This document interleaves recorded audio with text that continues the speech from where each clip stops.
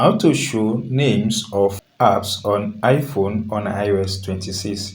Guys, you can see that all of these apps here, the name has been hidden. So in this video, I will guide you on how to show the names of hidden apps or how to show the name of apps on your iPhone running on iOS 26. This works well for any device that's running on any iOS. So tap on and hold any free space like this until it brings out this hamburger. Then tap on this edit button. Tap on the edit button, guys. Go ahead and tap on customize. Now it comes out like this, guys. You have different options here: default, dark, clear, and thread.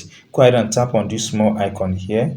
Once tap on that small icon, you can see that two things happen here. The size of this app reduces, it becomes smaller, and not only that, guys, it also brings out the names of each of these app on your device. So that's all, guys, on how to show or on how to display name of apps on your iPhone. If you enjoyed this tip and if you're not subscribed, please subscribe for more updates like this.